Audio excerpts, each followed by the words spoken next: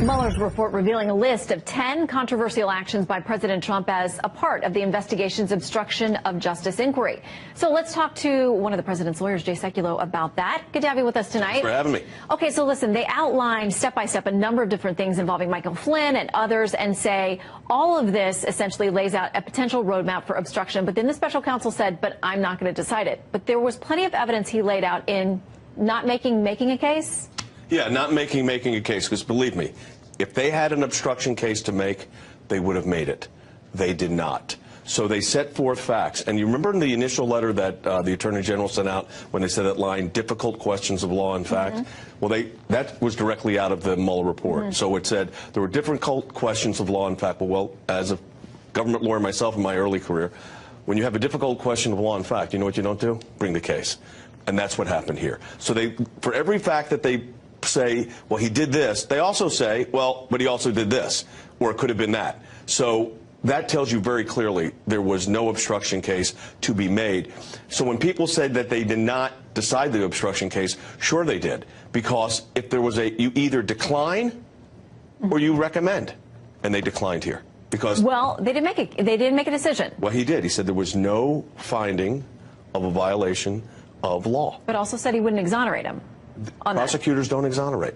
Well, he specifically said he wasn't going to. He can't. In this case. Because a jury doesn't exonerate. All a jury says is not guilty. Guilty or guilty, yeah. Right. Guilty so or not guilty. this whole idea of them exonerating, I've never understood that in practicing law for 40 years. Well, why do you think he used that language then? I mean, is he, so many Democrats on the Hill claim he is now tipping to Congress his signal, these are breadcrumbs that he's left us, that he wants us to pick it up from here. Yeah, well, first of all, that's not his job. His job was to produce a confidential report to the Attorney General under the regulations. The Attorney General authorized a release of a pretty much, as everybody's now seen, report that is really not redacted except very limited material. So when you look at the obstruction, volume 2, as I call it, of the report, there's, I think, 2 pages, 3 pages, very little redacted. So he then made a recommendation to the Attorney General. The Attorney General decided to release it. The President decided not to claim executive privilege. That's why we let all these documents go in the first place. Just let it all go in. And the end result was, now you have Steny Hoyer and now Adam Schiff both saying impeachment, ideas of even talking about impeachment, fruitless. There's no bipartisan consensus. I think what bad for the country is basically what they said. Yeah, you have to have bipartisan buy-in. Look, and there's not. So he could say whatever Bob Mueller says in here is interesting, but almost irrelevant. But why do you think people who, we've all had a chance to look at it now, but people all over the spectrum are interpreting this in different ways. They're reading the same words, but they are saying, Democrats are saying, the presentation that Barr made in his initial letter and what he said today don't match up with the words. I want to read you of the Mueller report a little bit from Speaker Pelosi. She said this: the special counsel's own words directly and dramatically undercut Attorney General Barr's claim that the president fully cooperated with the special counsel's investigation. As the report shows, the president, in fact, did the opposite. She talks about him firing Comey and doing all, pressuring senior officials to lie and all of these things. Let me read you a couple things that actually Bob Mueller actually said. For instance, the investigation did not establish that members of the Trump campaign coordinated with the Russian government in election interference activities, which, by the way, is the basis upon which this started. Then he said the investigation did not establish that the contacts described in Volume 1, the entire Volume 1, did not amount to an agreement to commit a violation of any federal law. You talked about James Comey. First of all, the president had the constitutional right to fire James Comey. Here's what in the report that Bob Mueller issued, and this is where people are not going to this. You look at what he said about James Comey. He said that we're not saying that he fired James Comey that caused any interference with this investigation. Here's what we know. The investigation continued. Bob Mueller did not get fired. Rod Rosenstein was not fired, and the report's been issued. Okay, I want to ask you about something else that came up repeatedly with respect to Michael Cohen, Michael Flynn, and also Paul Manafort. And when you look through the report, all of them have some variation of saying, I've been assured by, they say a personal attorney. I don't know if it's you, I don't know if it's somebody else on the team. The president's one of his personal attorneys that we will, quote, be taken care of. Yeah, well. And signaling, listen, if you turn on us, if you start to cooperate with the prosecutors, maybe that's going to be lost. They didn't use the word pardon, but they hinted heavily that someone on the team told them that they would be okay. And I have said from the outset of this, when the initial allegations were made about this, that no one on our team authorized, discussed the pardon of an individual or offered a pardon. Still communicate to them, we're going to take care of you. Those are the words they use in the report. I understand that. They use that report based on what other people told them. One of the people that told them that is going to jail for committing perjury. By the way, he's hinting this morning, I can't wait to talk to the American people again soon. I'm going to tell you everything. He said because that was at 7:42 in the morning. Okay? Because it was. I will tell you what's redacted, except what was redacted. Basically nothing. Well, probably not relating too much to him. A lot of folks nothing to him. I mean, nothing on that stuff. Dealing with Roger Stone. Well, they can't. Look, they're that's a 60 material. They can't. It's an ongoing investigation. Grand jury, you can't release it. Right. Okay. Well, I know you're exhausted. It's been a long day, and we're still reading the report. But we thank you for making time to stop by. Thanks for having me. See you, Jay. Appreciate it. The new fallout tonight is House Democrats and Attorney General William Barr clash over the terms of his testimony this week. The head of the DOJ threatening to skip his hearing before the House Judiciary Committee on Thursday unless they scrap plans to have committee staff do the questioning.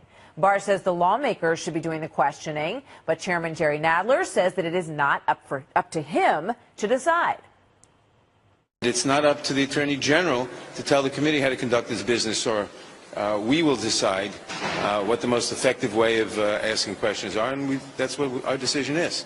If he doesn't show up on Thursday, we'll have to go to subpoenas.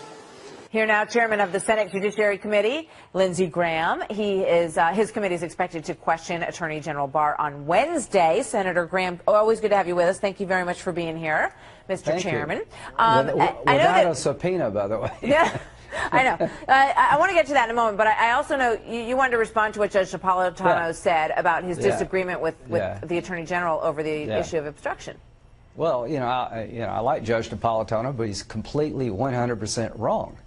The obstruction of justice pertains to colluding with the Russians, not firing Comey. The theory is that you fire Comey to stop the Russian investigation. What do we know after the Mueller report? There was no collusion between the Trump campaign and the Russians. There is no underlying crime. What do we also know? That the Trump administration gave the special counsel 1 million documents, allowed people to testify, McGahn, for 30 hours, and never claimed executive privilege. To the Sally Yates of the world, this ridiculous, absurd to charge this president with obstructing justice when there was no underlying crime to obstruct, and he cooperated fully with the special counsel. And finally, name one event that Donald Trump engaged in that impeded the Mueller investigation.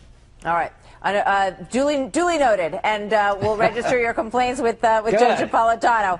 I want to play this for you. This is something that showed up on Comedy Central with a comedian named Jordan Klepper, who had Bill Clinton on one side of him and Hillary Clinton on the other side of him, and they ended up discussing William Barr and legal degrees and going to law school. Watch this. We got to really digest what's in the Mueller report, because we know what the Attorney General said about it is not true. No. That he misrepresented it. But, he should go to law school. Maybe we should send him to law school. They want to chip in on the charitable fund of Jordan Klepper and maybe send Bill Barr to law school. What do you think about that? Of all the people that I would seek legal advice from, Clinton's would be at the bottom of my list. They've had enough legal trouble in their life for about 10 people. So all I could say to Bill Barr, you can withstand this criticism. Go on and do your job. Oh, you would think that with all they've been through, and they have their own feeling about that they would just want to kind of be quiet during this whole moment and not say anything. But they keep weighing in, keep saying, the president should have been indicted.